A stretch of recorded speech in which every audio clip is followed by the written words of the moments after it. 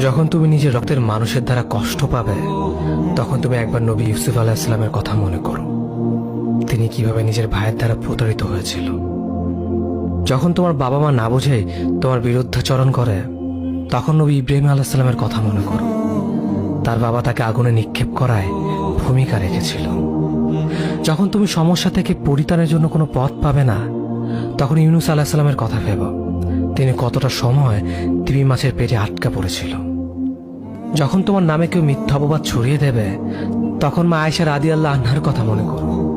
তার নামে পুরো শহর জুড়ে কুৎসা রচনা করা হয়েছিল। যখন তুমি অসুস্থ ব্যথার যন্ত্রণায় কাতরাতে থাকো, তখন নবী আইয়ুব আলাইহিস সালামের কথা ভেবো। তিনি ভয়ঙ্কর এক ভাইরাসজনিত রোগে আক্রান্ত হয়ে তোমার থেকে বেশি কষ্ট পেয়েছিল। যখন তুমি দিনের কোনো বিধান নীতিতে যুক্তি খুঁজে পাও না, তখন নবী নূহ আলাইহিস সালামের কথা ভেবো। তিনি কোনো প্রশ্ন ছাড়াই মরুভূমিতে নৌকা তৈরি করেছিল।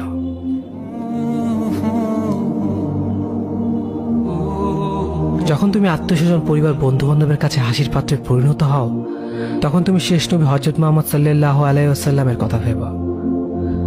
রাসূল সাল্লাল্লাহু আলাইহি ওয়াসাল্লাম বলেছিলেন, সবচেয়ে বড় পরীক্ষা দিয়ে সব থেকে বড় পুরস্কার আসে। যখন আল্লাহ কাউকে ভালোবাসেন, তখন তাকে পরীক্ষা করেন, এবং যে এই পরীক্ষাগুলো মেনে নেয়, সে আল্লাহর সন্তুষ্টি অর্জন করে। আর যে অভিযোগ করে, সে তার ক্রোধের পাত্র হয়। হে আল্লাহ, তোমার কথা মনে করা, তোমার প্রতি কৃতজ্ঞ হওয়ার এবং তোমার ইবাদত করার তৌফিক আমাদের দান করো। আমিন।